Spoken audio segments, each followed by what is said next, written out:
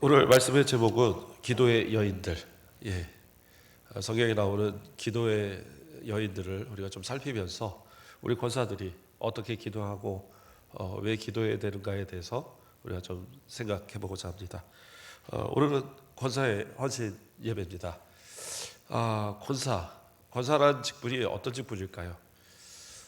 참 어려운 직분입니다. 예, 어떤 위치적으로도 사실 교회에서의 원칙적인 항정직은 장로님, 그 목사님과 장로님과 안수 집사님들이 항존직이. 그럼 권사님도 항존직 아닙니까? 근데 헌법상으로는 임시 직원으로 분류가 돼요. 그러니까 전도사님이나 이런 분들과 마찬가지로 임시 직원으로 분류가 됩니다. 그런데 왜 임시 직원이냐? 안수를 받지 않잖아요. 그래서 그렇습니다. 그럼에도 불구하고 우리 합동 측에서는 항존직에 준하여 우리 권사님들을 대우합니다. 그 가장 큰 증거가 뭐냐면 권사라고 이름을 쓸 때에 권사라고 쓸 때에 권은 권할 권자예요. 다 뭐 어떤 교단이고 다 권할 권자를 쓰는데 대부분의 다른 교단들은 그 끝에 그 사자를 일사자를 쓰거나 아니면 선비사자를 씁니다. 그러니까 집사할 때 사자는 일사자를 쓰잖아요. 그런데 권사할 때 사자는 우리 합동 측은 스승사자를 씁니다. 예. 그러니까 무슨 의미냐? 성도들을 스승의 입장에서 성도들을 돌보고 가르치고 권면하는 그 역할을 누가 하는 거냐? 우리 권사님들이 한다는 거예요. 그래서 그 요즘에 뭐 다 한글로 쓰지만 나중에 그 뭡니까? 그 비석을 세울 때도 잘 얘기하셔야 돼요. 그러니까 자식들이 잘 모르면 막 일사자 아니면 선비사자 써놓고 나중에 이걸 고쳐야 돼 말아야 돼 고민하거든요. 그래서 나는 분명히 스승사자 권사다. 왜요? 우리 헌법에 그렇게 딱 명시가 돼 있어요. 그래서 다른 교단과는 확실하게 구분이 돼 있어요. 그리고 그래서 권사의 직분도 나이들이 우리 장로님들 같으면 만 35세면 장로님이 될 수 있어요. 근데 반면에 우리 권사님들은 45세를 기준으로 하죠. 다른 교단들은 한 40세에도 이렇게 가능합니다. 근데 우리 교단은 왜 45세 이상이냐? 스승이 될 만한 그만큼의 연륜을 가져야 된다고 보는 거예요. 그렇기 때문에 우리 권사님들의 직분이 그게 함부로 세워진 게 아니에요. 그냥 그냥 나이가 되니까 그냥 대충 이렇게 찍어서 해줬나 보다. 절대 그러지 않습니다. 그래서 투표도 다른 안수 집사님과 장로님들과 마찬가지로 3분의 2의 투표를 성도들에게 받아야 하고 나이도 45세 이상이 돼야 되고 그래서 교회들마다 좀 더 보수적으로 이 교회를 이렇게 권사를 세우는 교회들은 심지어 혼자 교회를 다니면 가정을 이렇게 구원하지 못하고 혼자 교회를 다니면 아예 권사의 직분에서 제외시키는 경우들도 있어요. 그래서 본인은 정말 교회 열심히 하고 하는데도 권사가 못 되신 분들을 저는 봤어요. 그만큼 권사의 직이 중요한 겁니다. 왜냐?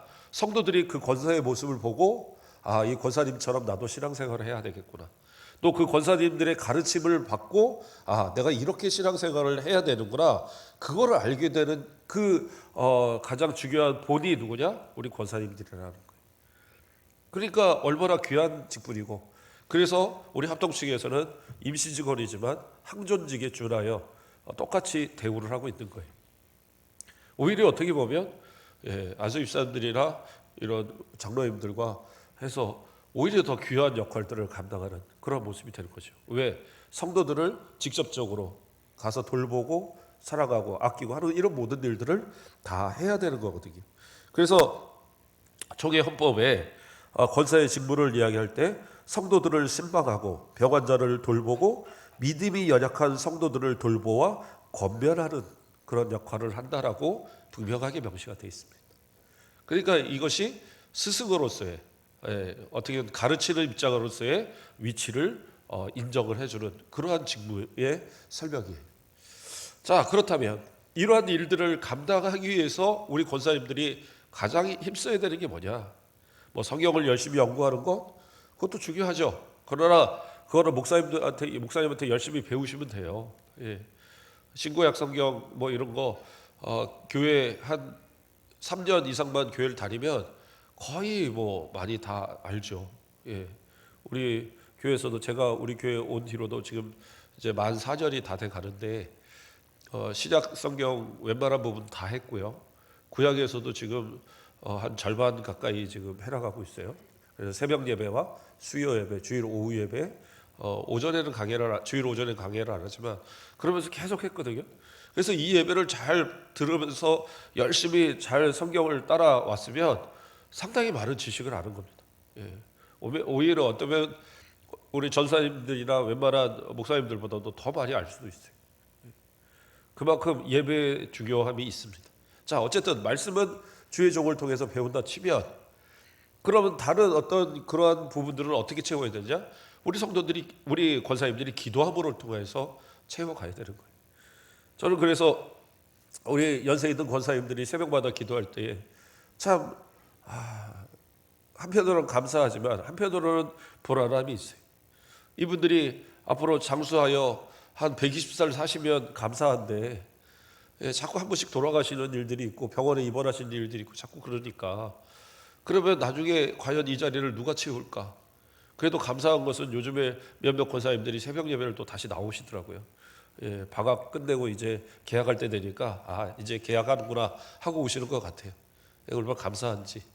그래서 조금 더 힘을 내서 같이 우리 권사님들이라고 한다면 집사님들은 뭐 그래도 해야죠. 집사님들도 해야 되지만 우리 권사님들이 열심히 하면 우리 집사님들 안 오시겠어요? 또 우리 최준호 집사님 어느 날 갑자기 내가 해야지 막 이러고 오시고 우리 송지영 집사님 그래 새벽 예배 오늘은 잠 깼으니까 가야지 막 이러고 올 수 있단 말이에요.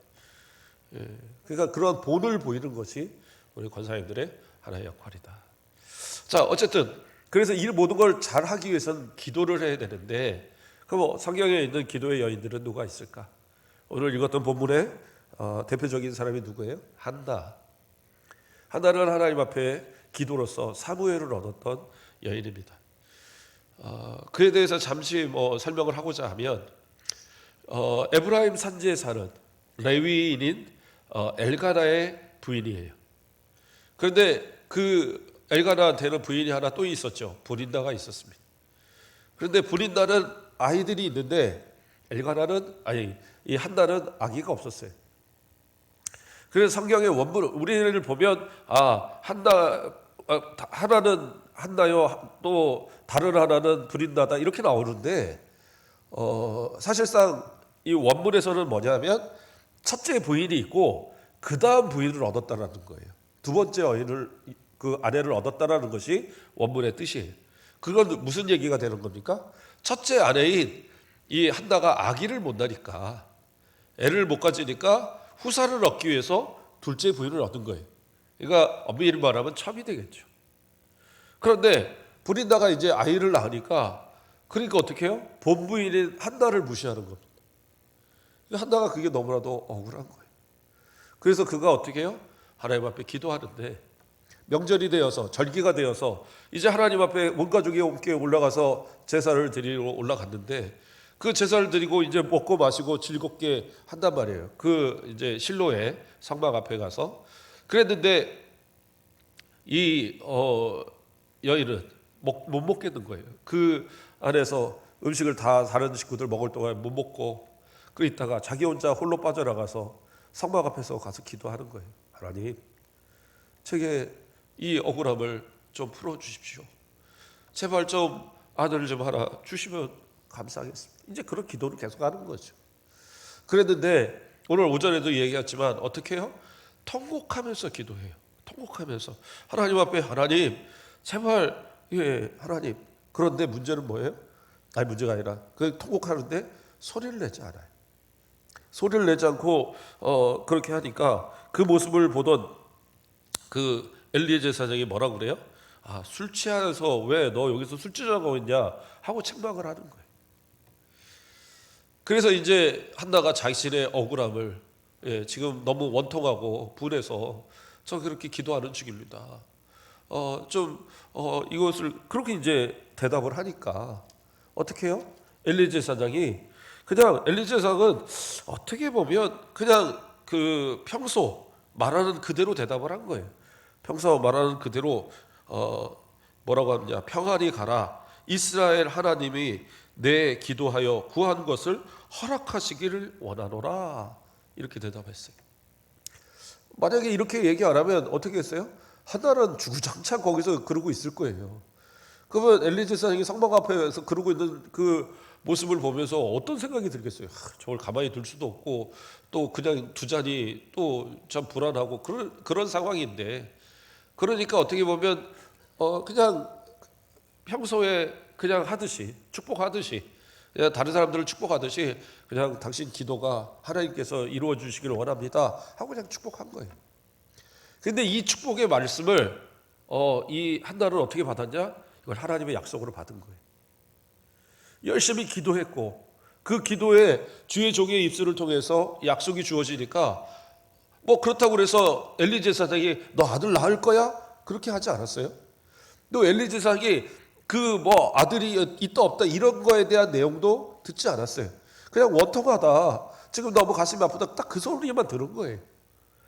그랬는데 바로 이 축복의 말을 딱 듣고 이것이 하나님의 약속이구나, 그것을 믿고 더 이상 근심하지 않고 내려가는 거예요.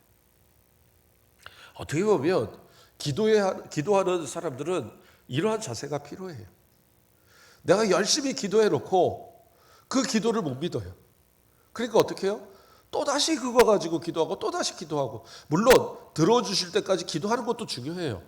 그래서 죄송합니다. 엘리야도 하나님 앞에, 엘리야 선지자도 그 비가 올 줄을 분명히 알면서도 기도를 7번이나 기도를 하잖아요. 그러니까 그렇게 간절히 기도하는 건 분명히 중요하지만, 그러나 마음의 확신을 가졌잖아요. 하나님께서 은혜를 주셔서 기도하면서 확신을 가졌는데, 그 확신을 실컷 갖고는 바로 다음날 와서 또 주여, 또 다음에 와서 또 주여, 또 그것도 결코 옳은 모습은 아니에요. 진짜 하나님 앞에 간절히 기도했고 하나님의 응답이 내게 주어졌다고 확신을 하면 그때부터는 더 이상 근심하지 마세요. 믿어야죠. 그랬을 때 하나님은 어떻게 해요? 아니, 주의 종이 약속을 했고 그 말을 믿음으로 믿고 있는 한나를 보면서 하나님이 그냥 가만히 있을 수가 없잖아요. 그러니까 하나님께서 어떻게 해요? 그 말을 언약으로 믿는 그 딸의 그 기도를 응답해 주신 거예요. 그래서 아이를 낳게 한 것이 누구예요? 사무엘입니다. 자, 여기까지는 기도해서 응답 받았다, 좋아요.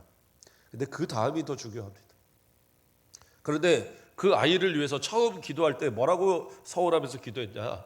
이 아이가 태어나면 이 아이를 나시린으로 키우면서 머리에 삭도도 되지 않고 하나님 앞에서 자랑하게 하겠습니다, 이렇게 서원을 했어요. 그리고 딱 아이가 태어났는데 얼마나 귀하겠어요. 그 아이를 언제까지 키우냐? 젖뛸 때까지. 제가 여러 번 얘기 드렸지만 이스라엘에서는 젖을 돌에 띄지 않습니다. 아이가 충분히 먹고 이제 나 그만 먹을래 할 때까지 먹여요. 그러니까 몇 살을 먹이냐면 보통 만 3세 이상, 그래서 한 5세까지 먹입니다. 물론 뭐 더 먹이면 더 먹일 수도 있겠지만 어쨌든 그래도 아이가 그렇게 건강하게 더 이상 스스로 이 모유가 필요 없을 때까지 먹여요. 그러니까 지금 그때까지는 성전에 올라가지 않았어요. 그 이후로. 그러니까 한 4년 5년 정도를 안 올라간 거죠. 아니, 잉태한 것까지 치면 한 6년 이상을 안 올라간 거예요. 그리고는 이 아이가 젖을 딱 떼자 이 아이를 데리고 그 남편과 함께 어디로 올라가요? 그 성막으로, 실로로 가는 겁니다. 그리고 그때 딱 그 손을 붙들고 엘리 제사장에 딱 쥐어주면서 이제부터 엘리 제사장님께서 책임지십시오 하고 맡겨버리는 거예요. 왜 그럽니까? 제가 그때 기도하던 그 여인입니다. 그때 약속하기를 제가 하나님 앞에 드리기로 약속했습니다. 하나님께서, 제가 기도했고 하나님께서 저에게 그 약속을 이루어 주셨으므로 제가 하나님 앞에 지키는 건 당연한 거 아닙니까? 그렇죠? 오늘 이것도 본문이 그거잖아요. 그래서 하나님 앞에 이 아이를 드리겠습니다 하고 갖다 맡겨놓는 거예요. 그리고 1년에 한 번씩 그 절기를 지켜서 올라갈 때 그 아이가 이만큼 컸겠구나 생각해서 이 겉옷 그 이제 둘르는 겉옷이니까 이스라엘 옷은 그래서 그거 만들어서 갖다 주고 그리고 우리 아이 잘 부탁드립니다 인사하고 내려오는 거예요. 엄마가 무슨 군대 보낸 것도 아니고 1년에 한 번씩 면회 보면서 그 아이를 그 어린 아이를 이렇게 크도록 성전에 맡긴다? 그게 쉬운 일입니까? 쉬운 일 아닙니다.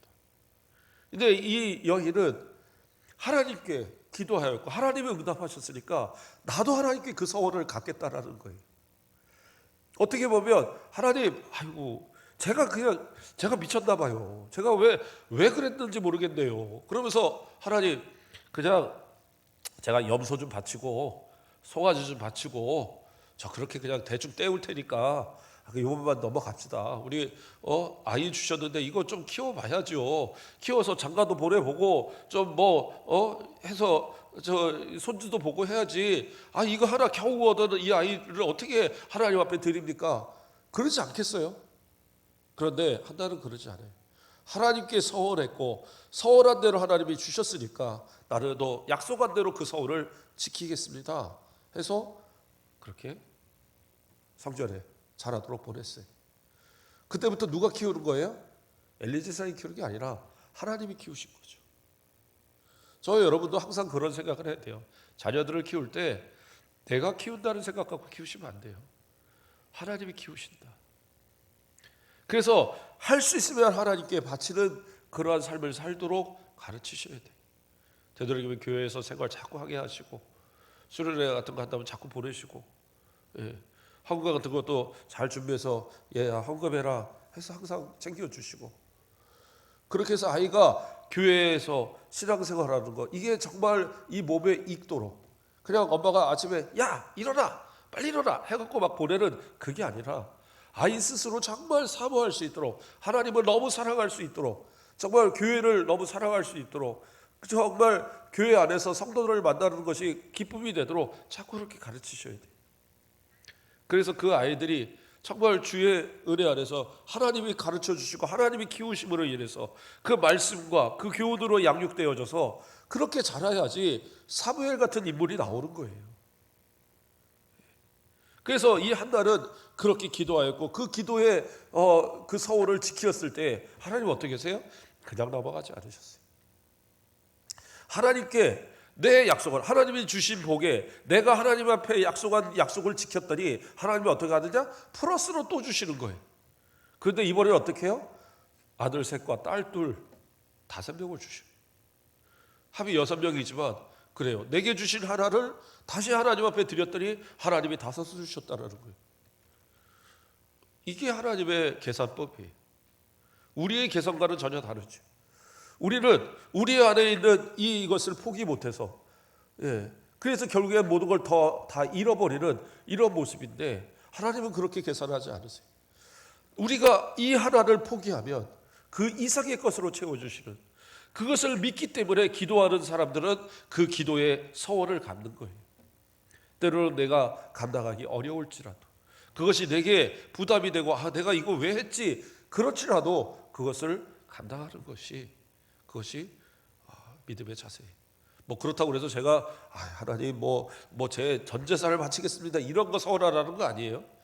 그렇게 서원해 놓고 못 지키면 못 지킨 것도 문제고 지킨다 해도 문제죠. 갑자기 전 재산 들고 와서 목사님 교회에다 헌금하겠습니다. 그걸 어떻게 받아요? 빨리 다시 돌려보내야지. 그러니까 그런 거 말고 하나님 앞에 진짜 내가 헌신할 수 있는 그러한 부분들을 정말 기도하시고 그래요. 그런 어떤 소원들 하나님 제가 하나님 앞에 정말 내 죽기 전에 저 선교지에다가 교회 하나 지어보겠습니다. 이런 거 할 만해요. 제가 이렇게 쭉 알아보니까 저 인도네시아 같은 데 이런 데 한 1200만 원이면 교회 하나 짓는데요. 필리핀도 저 산지 같은 데는 한 1000만 원이면 교회 지어요. 몽골 같은 데 그 몽골 게르라고 그러던가요? 그 텐트 있잖아요. 그걸로 크게 예배당 짓는데 1000만 원이면 짓는데 내 평생에 그거 하나는 해보려고 마음 가져도 될 것 같아요. 우리 교회가 좀 이제 그거 시작하면 저도 하나 하려고요. 제가 뭐 스타트로 목사님 하겠습니다 이거는 아니고, 제가 약속합니다. 우리 교인들 가운데 한 사람이라도 누가 나 저기 어디다 선교제에다가 하나 하겠습니다 해서 하면 두 번째로 제가 하겠습니다. 진짜로. 목사님 돈 많으신가 봐요. 저 없어요. 없어도 하랍니다. 아내하고 상의는 안 했는데 제가 마음에 항상 품고 있는 마음이, 어쨌든 하나님 앞에 좀 그러한 어떤 드려지고 하는 그러한 마음 갖고 한번 소원을 가지고 기도해 보세요. 하나님이 어떻게 복을 주시는가. 저는 분명히 그러한 모습들을 많이 봤거든요. 하나님 앞에 소원하고 하나님 앞에 하나님을 위해서 사용하고 하나님을 위해서 뭔가 헌신할 때 하나님은 어떻게 복을 주시는지. 그런데 계산을 해갖고 내가 이만큼만 하고 살아야지, 이만큼만 하고 살아야지, 그런 계산법 가지고는, 그렇죠? 한나와 같이 기도하시고 더 큰 것을 하나님 앞에 기대하면서 정말 내가 할 수 있는 헌신의 모습들을 나아가는 것.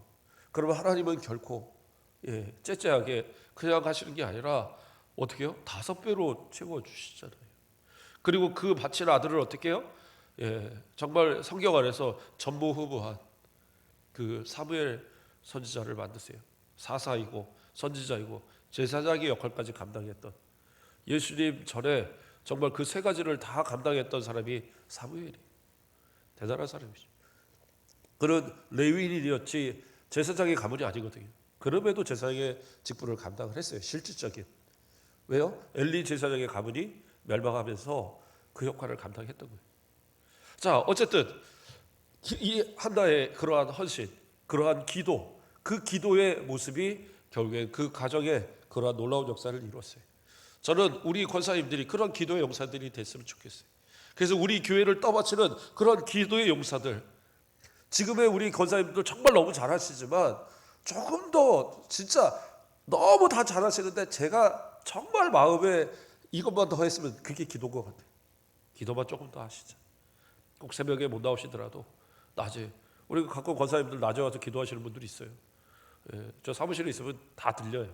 안 들리는 게 아닌데, 그렇다고 내가 나가서 아는 척 할 수 없으니까 그냥 많은데, 기도하시는 모습들 기도하세요. 그렇게 오셔서 기도하고 뭐 본당에 올라와서도 기도하고, 그러한 기도의 소리들이 정말 조금 더 늘어나기 시작하면 늘어날수록 우리 교회는 더 부흥하는 것이고요. 우리 가정들이 더 복되어지는 거고, 그러한 권사님, 기도하는 권사님들이 지도하는 그 가정들이 얼마나 신앙으로 더 성숙해지겠어요.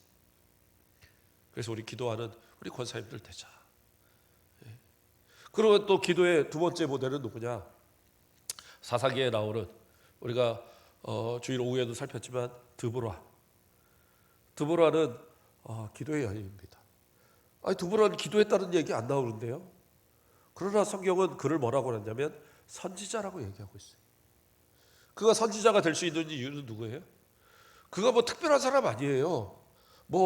처녀로서 자기가 헌신하고 기도하고, 절대 그렇지 않아요. 성경에 누구냐? 그 남편의 이름을 딱 거명하고 있어요. 뭐예요? 유부녀라는 얘기예요. 가정을 꾸렸고 자녀를 키웠고 그냥 그런 여인이에요. 근데 그가 뭐 했느냐? 하나님 앞에 기도했어요. 하나님, 이 나라를 구해주세요. 이 나라를 살려주세요. 하나님, 우상을 섬기고 하나님을 배반한 이 나라를 위해서 기도합니다. 그러니까 하나님 어떻게 해요? 그에게 계시를 주시고, 그가 하나님의 말씀을 의지하여 선지자 역할을 감당하니까, 아직 왕도 없고 행정적으로 뭔가 크게 자리 잡지 못한 그때에 그를 선지자로 인정하고 많은 사람들이 그 앞에 나와서 율법에 따라 판결을 받고 그러한 역할을 했어요. 대단한 여인 아닙니까? 그리고 하나님께서 그 기도하는 여인을 통해서 결국엔 어떻게 해요? 그 가나안 왕, 그 야민의 손에서 그들을 20년 동안 그 핍박받던 이스라엘을 구원하시는 놀라운 역사를 누구를 통해서? 그 드보라를 통해서 역사하셨단 말이에요. 그가 바로 기도의 여인이 아닐 수가 없죠. 저는 우리 권사님들이 제가 여자인데 뭐를 하겠어요. 제 나이가 이런데 뭐 하겠어요. 아니에요. 기도하는 우리 한 분의 권사님을 통해서 우리 교회가 살리는 역사가 일어날 거란 말이에요. 기도하는 한 여인의 그 간절함을 통해서 이 이스라엘이 구원을 받았듯이 우리 교회와 더 나아가서 이 지역이 하나님의 은혜 가운데 변화되는 역사함이 바로 우리 권사님을 통해서 일어날 수 있어요. 아, 그 교회 가면 그 권사님 있더라. 그 교회 권사님 그분과 함께 신앙생활 하고 싶다. 이런 소문이 나도록 만들어야죠. 그렇죠? 그러니까 여기도 이 기도의 여인 드보라가 소문이 나니까 사람들이 야, 그분이 선지자네. 우리 가서 같이 이렇게 가서 기도 좀 받자. 네. 그렇죠? 아, 권사님 뭐 기도해 주면 안 되는 거 아니에요? 아니에요. 기도해 줄 수 있어요. 그렇다고 대놓고 축원합니다 이런 거 하면 안 되고, 기도를 할 수 있잖아요. 얼마든지 기도해 주고, 가족을 위해서 기도고 돌보고 기도하는 것이 사명이라고 아까 읽어드렸잖아요. 그러한 어떤 역할들을 감당하기 위해서 어떻게 해요? 기도해야 된다는 거예요. 그게 바로 우리 권사님들의 모습입니다. 그런데 우리 권사님들 열심히 가서 전도했더니 아이고 나는 가곡교회 다니지 몰랐네. 아이고 그 교회를 어떻게 사람들이 버틴대? 이러면 어떡하겠어요? 난 저 사람 만날 때마다 가슴이 벌렁벌렁한데 아유 이거 그 권사님 있는 다른 성도들은 어떻게 지낸대? 이러면 안 돼요. 무슨 쌈딱같이 막 사람들하고 맨날 싸우고 다니고 막 이러고 뭐라 그러면 이 쏘아대고 그런 모습을 자꾸 보이면 누가 이 좁은 동네에서 우리 가곡교회 오고 싶겠어요? 아무도 그렇지 않으시는데 예전에 제가 알던 분들이 그런 분들이 있어서 얘기하는 거예요. 그래서 그러한 모습이 아니라 아이고 그분이 참 권사님이네. 진짜 참 권사님이네. 아이고 그 권사님 있는 교회에 나도 가야지. 이렇게 만들 수 있도록 그런 소문난 그러한 기도의 여인이 되어야 된다. 그건 드보라와 같은 기도의 여인입니다. 또 하나의 여인이 있습니다. 누가 있을까요? 에스더가 있습니다. 에스더는 어떠한 여인입니까? 포로로 남유다가 멸망하고 끌려갔던 그 시대에 살던 그 포로민 중에 하나였어요. 물론 그 시대적으로 보면 이미 1차 포로 귀환이 이루어진 이후의 일이지만 수상국에 있던 그때의 일입니다. 아하스웨로 왕이 바사국의 왕일 때에 그때의 왕비 와스디와 이제 그 다툼이 일어나갖고 부부싸움이 일어나갖고 결국에는 왕후를 패해버렸어요. 왜 막 신하들이 이거 가만히 둬서는 안 됩니까? 안 됩니다 막 이러니까 왕후를 그냥 패해버린 거예요. 그리고 나서 새로 뽑은 여인. 그래서 막 전국에 있는 여인들 다 모아다가 이제 이게 이쁜 여인들 모아다가 뽑는데 누가 뽑혔냐면 그 에스더가 뽑힌 겁니다. 에스더의 그를 딸같이 키운 사촌 오빠 모르드게. 그 모르드게가 그 기회를 봐서 그렇게 추천을 했고, 그리고 그 여인이 그 모였던 여인들 중에 가장 두각이 되어서 왕비로서 뽑힌 거예요. 자, 거기까지는 탄탄대로입니다. 이제 잘 됐어요. 그런데 이 모르드게가 이제 성문을 지키는 그런 역할을 하고 했는데 그 하만이라는 장군, 이 사람이 상당히 높은 지위에 있던 장군인데 그 사람이 들어올 때 다른 사람 다 엎드려서 인사하는데 그 사람만 인사를 안 하는 거예요. 문지기가 돼갖고.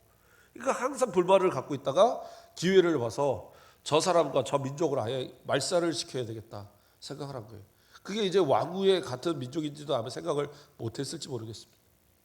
그래서 그것을 계획한다는 소식을 이제 모르드게가 전화 듣고, 그래서 그가 직접 왕후를 벌 수는 없으니까 사람을 보내서 이제 말을 전하는 거예요. 그래서 우리가 지금 우리 민족이 이러한 어려움을 당하게 됐는데 네가 가만히 있을 수 있느냐? 가서 저 왕한테 가서 우리를 위해서 얘기 좀 해라. 근데 이 왕후가 뭐라고 합니까? 에스더가 저도 지금 우리 이 바사국의 이 법에 왕이 부르지 않았는데 왕 앞에 나아가면 그 사람은 목숨을, 그러니까 사형을 당하는 것이, 그게 왕이 유로하지 않으면 사형을 당하는 것이 이날의 법입니다. 그런데 지금 왕이 절을 안 본 지가 한 달이 됐습니다. 30일이 됐습니다. 그런데 이 기간 동안 이렇게 떨어져 있었는데 만약에 제가 왕 앞에 갔는데 왕이 너 버릇없이 왜 이렇게 나타났어? 너 아무래도 나한테 뭔가 있나 본데 너 가 죽어. 이러면 저 죽어야 되는 겁니다. 그러니까 이거 함부로 못하는 겁니다 하고 거절의 의사를 참에 보냈어요. 그렇죠? 그러니까 생각하면 그렇잖아요. 뭐 이 왕비라고 세워놨지만 30일 동안 가까이 안 했다라는 건 후궁도 상당히 여러 명 있다는 거예요. 그러니까 다 이렇게 돌아가면서 이제 그런 왕인데, 그런데 왕후에 대해서 혹시 마음이 없으면 이번에 왕후 또 한번 바꿔볼까? 한 번 바꿨는데 두 번 못 바꿔 이럴 수도 있단 말이에요. 그랬는데 또 그렇기 때문에 이제 거절의 의사를 하니까 그때 모르드게가 다시 사람을 보내서 하는 얘기가, 그래 네가 하지 않아도 다른 사람을 통해서라도 우리 민족을 구원하실 거다. 그러나 하나님께서 너를 벌하실 거야. 아주 강하게 정말 딸같이 키운 그런 사촌 동생인데 그 삼촌의 딸, 그를 딸처럼 키웠던 그러한 모르드게임에도 불구하고 아주 강하게 얘기를 합니다. 그때 모르드게 그 에스더가 뭐라 그래요? 3일 밤낮으로 우리 이 수산에 사는 유대인들한테 얘기해서 3일 밤낮으로 금식하면서 기도하게 해주시면 저도 그 3일 밤낮을 함께 기도하고 그리고 제가 왕하게 나겠습니다. 그때 유명한 이야기가 뭐가요? 죽으면 죽으리이다. 그게 기도하는 사람들의 자세라는 거예요. 어떻게 보면 위협스럽고 불가능한 일이고 어떻게 보면 내게 손해가 될 것 같은 임에도 불구하고 이것이 하나님의 나라를 위한 일이고 하나님의 백성을 위한 일이라고 한다면 헌신할 수 있는 그런 마음의 자세. 근데 그 힘이 무엇에서 나오냐? 기도에서 나오는 거예요. 그러니까 에스더도 자기는 자신이 없어요. 자신은 아무런 힘이 없어요. 그러나 백성들이 함께 기도하고 그리고 자신도 하나님 앞에 기도하고 그리고 그 기도에 힘을 힘입어서 나아가면 그래요. 죽어도 죽겠습니다. 죽는 것도 결국엔 하나님의 영광이라는 거죠. 그러니까 담대함을 가지고 나아가겠습니다. 그런데 나아갔을 때 어떻게 해요? 기도하고 나아가니까 아이고 오랜만에 우리 왕후 오셨네. 아이고 반갑습니다. 아이고 내가 그동안 우리 왕후를 신경 못 썼네 하면서 기쁨으로 맞아주는 거예요. 그러니까 제가 우리 잔치를 좀 베풀고 이렇게 함께 신하들하고 이렇게 대접도 하고 싶고요. 그럽시다. 결국엔 그것을 기회 삼아서 하만을 죽이고 그렇죠. 그리고 이스라엘 백성들이 포로된 백성들이 구원을 받는 그런 일들이 있었어요. 그 여인의 기도 하나가 죽으면 죽으리다 기도했던 그 기도 하나가 어떻게 해요? 민족을 살렸어요. 그 놀라운 역사가 지금이라고 안 일어난다고 말할 수 있겠어요? 우리 살아가는 권사님들이 기도하면 지금도 기도하시면 그런 역사는 일어나요. 그런데 왜 기도하지 않느냐? 왜 내가 그거 했다가는 기도하고 그거 한다고 했다가 잘못해서 내가 덤텅이 있으면은 내가 다 책임져야 되는데 뭐 합시다 해놓으면 그러면 네가 해. 그러면 내가 다 책임져야 되는데 나 그걸 못해. 내가 이거 하자고 하면은 사람들이 그래 참 좋으네. 그러면 당신이 책임지고 나는 그 뒤에서 따라갈게. 그걸 어떻게 해? 하나같이 이런단 말이에요. 다 이것은 꼭 해야 되고 이것은 꼭 했으면 좋겠고 이것은 누군가를 해야 되는데 나는 싫어. 그거는 아니죠. 우리 권사님들을 세우는 이유는 뭐예요? 그 하기신 일을 하도록 만들기 위해서 하는 거예요. 때로는 봉사하는 일이 힘들어요. 봉사하는 일이 쉬운 거 아니에요. 이러려고 내가 권사 된다? 이럴 수도 있어요. 그런데 내가 된 거 아니잖아요. 누가 세우셨어요? 하나님이 세우셨어요. 하나님이 저를 왜 세우셨대요? 아무것도 힘도 없고 아무것도 능력도 없는데 도대체 목사님 말씀 들으니까 이 권사가 괜히 한 것 같은데 아니에요. 내게 능력 주시는 자에서 안에서 무엇이든지 할 수 있는 거지 내 힘 갖고 뭐도 할 수 있는 건 아무것도 없어요. 목사님이라고 여기서 설교하고 하는 것이 내 힘 갖고 할 수 있을까요? 못해요. 설교 하나 준비하는데 그래요. 몇 시간 매달려서 하고 그걸 그러면 목사님 다른 사람들도 다 글 쓰는 사람들도 다 그렇게 해서 몇 시간씩 하고 그래서 하는 거 아닌가요? 그래요. 똑같이 해요. 그런데 하나님의 말씀을 들고 쓴다라는 것은 또 다른 영적 부담감이 있어요. 마찬가지로 우리 권사님들도 세상 일이라면 그냥 뭐 좀 실수할 수도 있지. 근데 아마 교회 일이기 때문에 더 영적 부담감이 있을 거라 생각을 해요. 내가 행동하는 것, 내가 혹시라도 잘못하면 또 성도들에게도 부담이 되고 교회 안에도 부담이 되고, 그러니까 차라리 안 해야지. 그래, 그러지 마세요. 그래요. 내가 안 해도 누군가를 해요. 내가 안 해도 누군가를 통해서는 분명히 합니다. 내가 하면은 100% 잘할 것 같아도 그래도 나는 안 할 거야. 그러면 다른 사람에 의해서 90%만 잘해도, 다른 사람에 의해서 70%만 잘해도 교회는 다 돼요. 안 되는 건 없어요. 그런데 중요한 건 뭐예요? 복을 그들은 받지만 내가 받지 못하는 거죠. 내가 받을 복의 기회를 내가 차버리지 마세요. 에스더는 그걸 알았어요. 다른 사람이 그래요. 다른 사람도 할 수 있지만 지금 이 순간 해야 되는 건 누가 하느냐? 내가 해야 되는구나. 그거를 에스더는 이제 깨달은 거예요. 하나님이 나를 이 일을 위해서 이곳에 왕으로 세우셨구나. 나를 우리 가곡교회의 이 일을 감당하기 위해서 권사로 세우셨구나. 그것을 느끼고 깨닫게 되면 하나님 앞에 기도하는 거죠. 하나님, 제가 하겠습니다. 제가 기도하고, 때로는 금식하고, 때로는 제가 철야도 하고, 때로는 정말 눈물을 흘려 기도하면서 제가 정말 이 일을 감당해 보겠습니다. 하나님, 할 수 있게 해주세요. 그러면 어떻게 해요?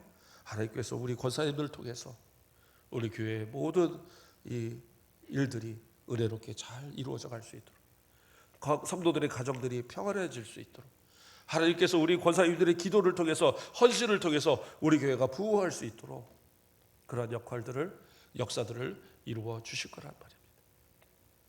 그게 바로 기도하는 여인들의 모습이다라는 거예요. 신약 성경에서도 기도하는 여인들은 많습니다. 뭐 특별히 기도했다 나오진 않지만 기도하니까 봉사하고 헌신하는 거죠. 고린도 교회를 함께 세웠던 바울과 함께 세웠던 브리스길라, 아굴라가 남편이고 브리스길라가 아내예요. 그럼에도 성경은 브리스길라를 먼저 이야기합니다. 왜요? 그가 기도하는 여인이었고, 그가 헌신하는 여인이었고, 그가 하나님 앞에 충성된 여인이었으니까 그를 먼저 이야기해요. 루디아, 바울을 처음 만났을 때 그 강변에서 기도처를 찾는 그를 만나고 그에게 복음을 듣는 순간 그를 자신의 집으로 모셔서 그 예수를 알지 못하던 자신의 가정들한테 복음을 전해달라고 얘기하고, 우리 가족 다 구원받도록 세례주세요. 가족 다 구원하고, 그리고 또 그거로 떠나지 않고 이곳에 계신 동안에 정말 내가 주를 믿는 그러한 하나님의 사람이라고 믿으면, 제가 예수를 믿는 사람이라고 인정하신다면 제 집에서 거처하시면서 이 빌립보에서 복음 전하는 동안에 제 집에서 거처하면서 그렇게 전해 주십시오. 그래서 태동된 것이, 루디아 집에서부터 만들어진 것이 바로 빌립보 교회란 말이에요. 우리 기도하는 우리 권사님들의 그 기도에 눈물이 바탕이 되어서 우리 교회가 세워지고 있는 거예요.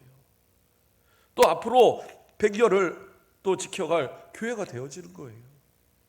앞서의 그 많은 우리 믿음의 선배들의 기도를 우리 권사님들 보셨을 거 아니에요. 그 권사님 참 기도 열심히 하셨는데, 우리 권사님들도 본인들도 이제 그러한 나이가 됐으면서 과거를 기억하시거든요. 이제 앞으로 10년 뒤, 20년 뒤, 30년 뒤 우리의 집사님들이 권사님이 되고 또 나이가 들었을 때에 그들이 기억하면서 옛날 참 그 권사님, 우리 임미숙 권사님 진짜 기도 많이 하는 권사님이었는데, 우리 강성숙 권사님 진짜 하나님 앞에 헌신하는 권사님이었는데, 그러한 기억을 할 수 있는, 앞에 있으니까 얘기하는 거예요. 하나 더 얘기해 볼까요? 오늘 사회 보신 박정은 권사님, 진짜 새벽마다 눈물을 흘리며 기도하던 여인인데, 그런 권사님인데 기억하면서 좀 그렇게 나도 헌신해야지, 이러한 각오를 만들도록 만드는 거 중요하다는 거예요. 그 외에도 누가 있을까요? 요바에 또 도르가라 이름하던 다비다 누구예요? 과부들의 그 속옷을 만들어주고 섬김을 다하면서 그렇게 하니까, 죽고 나니까 그 애통해하면서 과부들이 모여서 애통하면서 그 베드로 앞에 자, 이 겉옷도 이 속옷도 다 이 여인이 만들어줬다. 그 여인의 그 헌신을, 그 기도를 기억하면서 애통해하는 그런 모습을 보잖아요. 한번 생각을 해보세요. 내가 하나님 앞에 갔을 때 누가 눈물을 흘리며 나를 위해서 울어줄까? 정말 우리 권사님 조금 더 기도로서 우리 교회를 지켰어야 하는데, 조금 더 우리에게 믿음의 볼을 보여주셨어야 되는데, 조금 더 나를 위해서 기도하면서 힘을 주셨어야 되는데, 그렇게 기억할 만한 모습이 과연 내게 있는가? 우리 권사님들, 목사님 왜 자꾸 권사님들만 뭐라고 합니까? 아니, 오늘 권사의 헌신 예배니까. 다른 성도들 다 그렇게 해야 되고, 우리 장로님들 그렇게 해야 되고, 집사님들도 안수집사님 다 그렇게 해야 되지만, 우리 뭐 평신도라도 다 그렇게 해야 되지만, 그러나 성경이 가르쳐주고 우리 헌법에도 명시가 돼 있고 권사라는 그 스승되어지는 여인의 그 역할이 뭐냐? 기도하고 헌신하고 본을 보여주고 그러면서 이끌어가는 신구약의 모든 기도의 여인들, 성경에 기록된 그러한 여인들처럼 정말 우리 가곡교회 앞으로 길이 기억될 만한 그런 우리 권사님들 되어지는 모든 주의 여종들 되길, 또 우리 모든 성도들 되길 주님의 이름으로 축복드립니다. 기도하겠습니다. 사랑의 하나님, 감사를 드립니다. 오늘 이 시간 우리 사랑하는 권사님들을 헌신제배로 또 세워주심을 감사를 드립니다. 이제까지 헌신하고 이제까지 하나님 앞에 많은 충성하였사오니 아버지여, 그 기도와 그 헌신을 기뻐 받으시고 올해는 더 많이 기도하는 여종들로 삼아주시고, 그 기도의 그 헌신이 우리 교회가 부흥하는 데에 가장 기초가 되어지는, 흔들리지 않는 반석과 같은 기초로 세워지는 우리 권사님들의 그 모습들이 되도록 축복하여 주시옵소서. 우리 모두에게도 동일한 축복으로 함께 하시기를 소망하며 예수 그리스도의 이름으로 기도드립니다. 아멘.